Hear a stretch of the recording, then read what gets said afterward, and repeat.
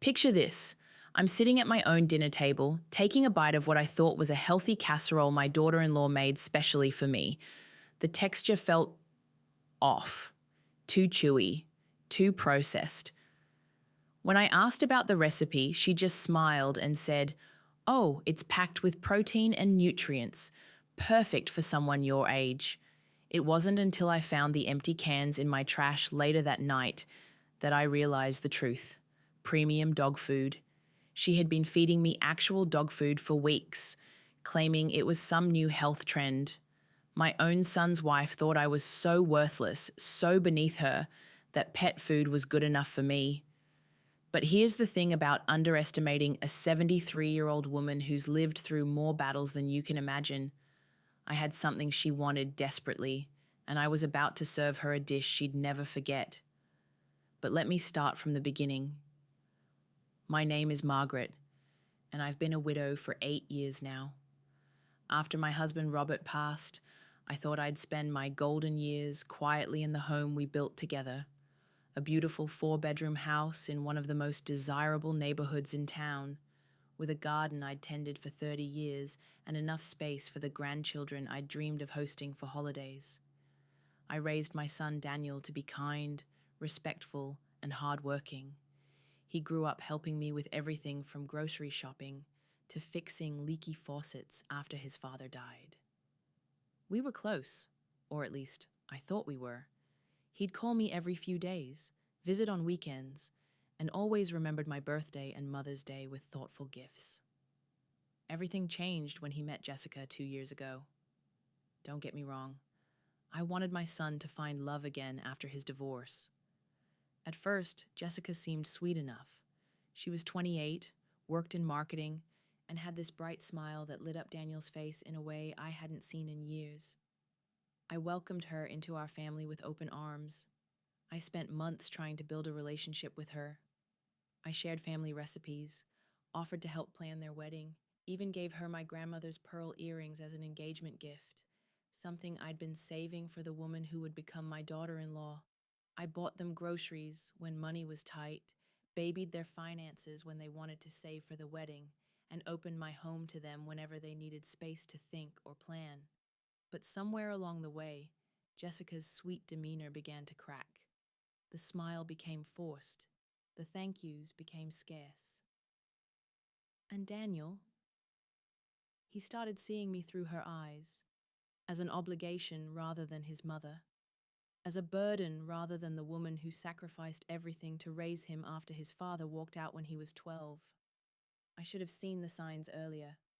The way she'd exchange glances with Daniel when I spoke, how she'd check her phone whenever I tried to include her in conversations.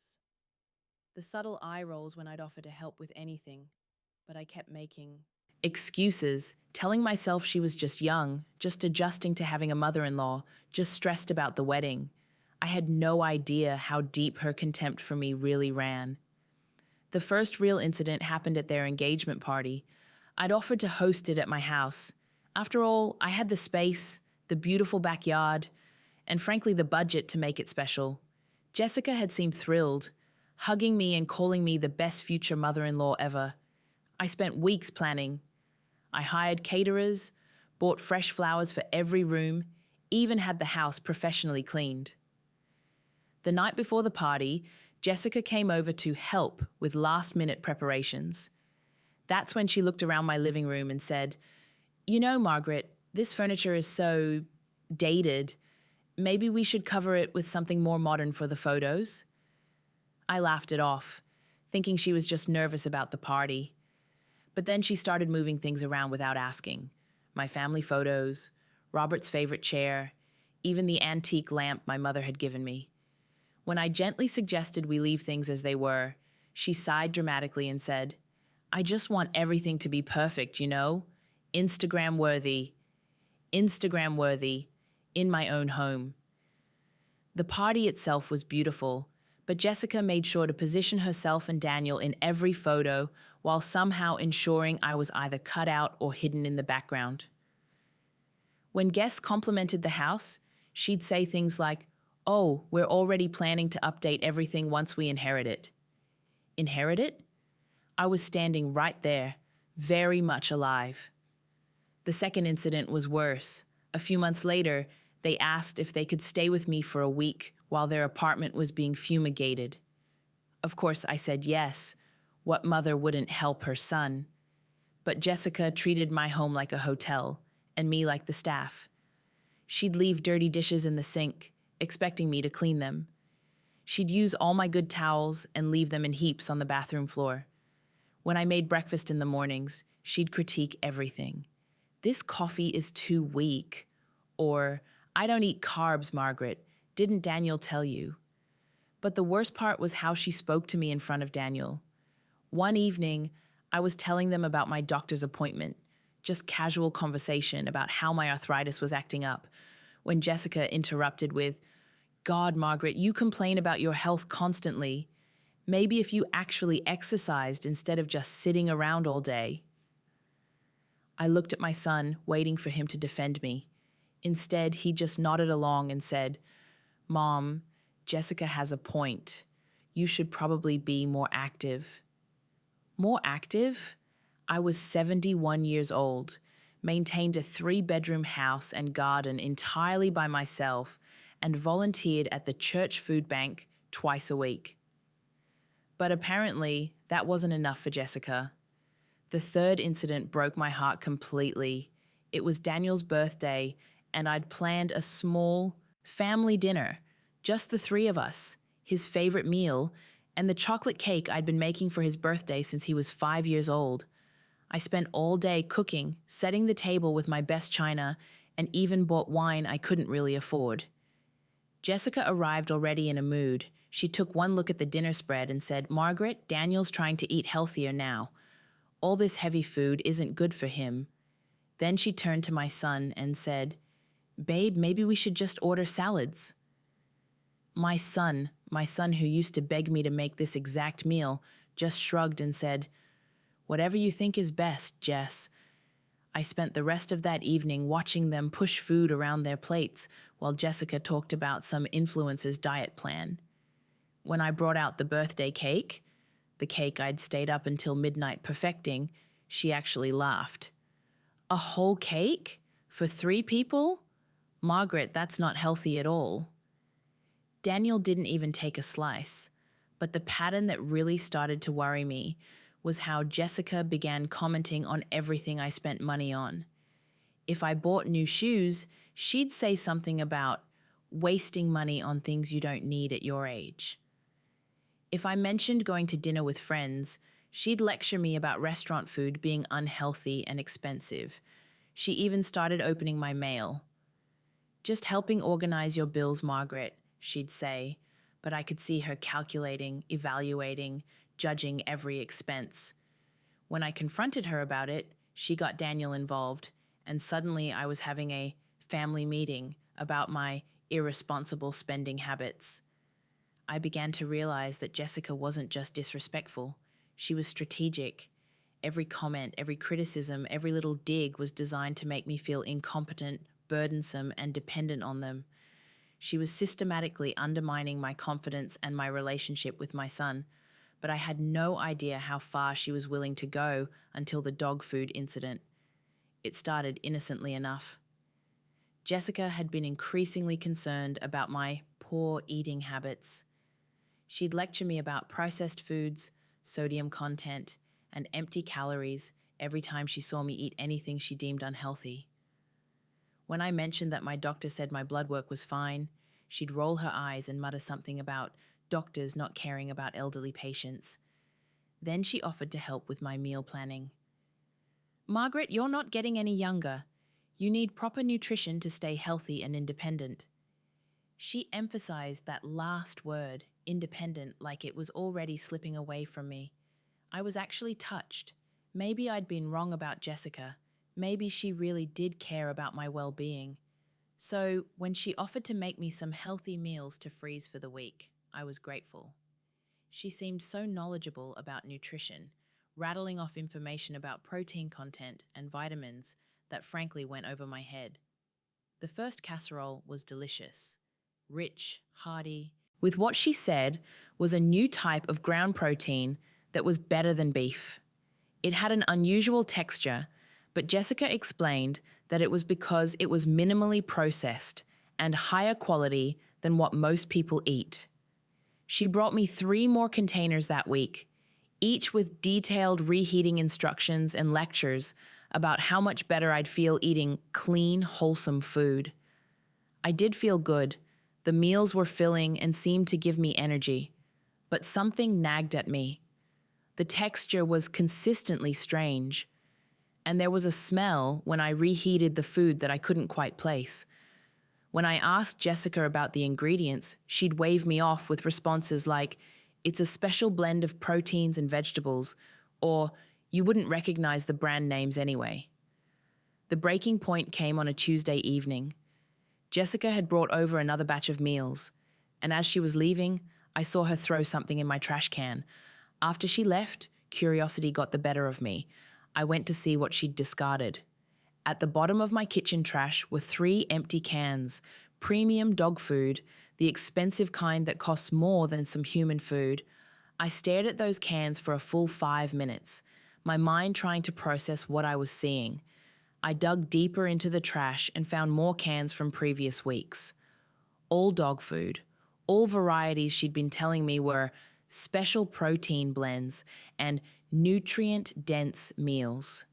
My own daughter-in-law had been feeding me dog food for weeks. I sat at my kitchen table and cried, not just because of the dog food, though that was humiliating enough, but because of what it represented. In Jessica's mind, I was less than human. I was a burden, an inconvenience, something to be managed rather than respected, and my son was letting it happen. But as I sat there, surrounded by those empty cans, something shifted inside me. The tears stopped, and a cold, clear anger took their place. Jessica thought she was so clever, so manipulative, so much smarter than the silly old woman she was tricking. What she didn't know was that this silly old woman had been quietly watching, listening, and learning about her for 2 years. What she didn't know was that I'd been married to a man who taught me that information is power. What she didn't know was that I'd been keeping track of every lie, every manipulation, every cruel comment. And what she definitely didn't know was that I wasn't nearly as helpless or clueless as she thought I was. It was time for Jessica to learn that underestimating someone can be a very expensive mistake. The next morning, I made a phone call that would change everything. Not to Daniel. That conversation would come later. Not to a lawyer, though I'd already consulted one months ago when Jessica's behavior first raised red flags. No, I called my financial advisor, Michael, who'd been managing my investments since Robert died. "Michael," I said, "I need to know the current value of my portfolio, and I need to schedule a meeting about my will." You see, what Jessica never bothered to learn about me, what she was too busy dismissing me to discover, was that Robert and I had been very, very smart with our money. We'd lived modestly, invested wisely, and after 45 years of marriage, we'd accumulated significant wealth. The house she coveted, it was just the tip of the iceberg. My portfolio was worth $1.2 million, not including the house, which was worth another $800,000 in our rapidly gentrifying neighborhood, not including Robert's life insurance, my pension, or the small fortune in antiques and jewelry I'd inherited from my family. Jessica had been feeding dog food to a millionaire, but I wasn't done gathering information. I spent the next week playing detective. I called Jessica's previous employer, the one she'd told Daniel she'd quit to focus on their relationship. Except she hadn't quit. She'd been fired for falsifying expense reports. I found her real social media accounts, not the sanitized ones she showed Daniel, where she bragged about training her future mother-in-law and joked about putting the old lady in her place. The worst discovery was a group chat screenshot a mutual friend showed me. Jessica had been telling her friends how she was just waiting for the old bat to kick the bucket so we can finally get our hands on that house. She'd even joked about speeding up the process with some creative meal planning, dog food. Armed with this information, I planned my response carefully. I invited Daniel and Jessica over for Sunday dinner, telling them I had something important to discuss about my future. Jessica probably thought I was finally ready to sign over my house or move into assisted living. I prepared a beautiful meal, real food, the kind I'd been making for decades. I set the table with my finest china and lit candles. When they arrived, Jessica actually seemed pleased, probably thinking this was my surrender. "I've been doing some thinking," I said as we ate, "about my health, my future, and what's best for everyone." Jessica perked up immediately. "Oh, Margaret, I'm so glad you're finally being realistic about your situation." "Yes," I continued, "I've realized I need to make some changes, starting with being more honest about my circumstances." I pulled out a folder I'd prepared. "Daniel, sweetheart, I don't think you fully understand your mother's financial situation." Jessica looked confused. This wasn't going the way she'd expected. I handed Daniel the financial statements. His eyes widened as he read the numbers. "Mom, this says you have 1.2 million in investments, yes, plus the house, which is worth about 800,000 now. Your father and I were very careful with our money." Jessica had gone pale. That that can't be right." "Oh, but it is." I smiled sweetly. "You see, Jessica, you've been operating under some incorrect assumptions about me. You thought I was a helpless old woman living on Social Security, desperately dependent on you and Daniel for support." I pulled out the next set of documents. "These are records of your employment history, including the real reason you left your last job. These are screenshots from your social media accounts where you discuss your plans for my house and your creative meal planning." Daniel was staring at the papers, his face cycling through confusion, embarrassment, and growing anger. "And this," I said, placing the empty dog food cans on the table, "is what my loving daughter-in-law has been feeding me for the past month, claiming it was healthy human food." The silence was deafening. Jessica's mouth opened and closed like a fish gasping for air.